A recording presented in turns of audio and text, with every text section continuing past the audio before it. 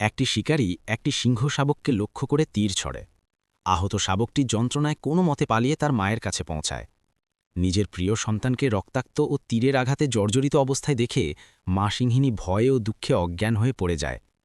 আহত বাচ্চাটি তখন নিজেই খুব দুর্বল ছিল, তার ওপর মাকেও নিথর হয়ে পড়ে থাকতে দেখে সে অত্যন্ত ভয় পায়।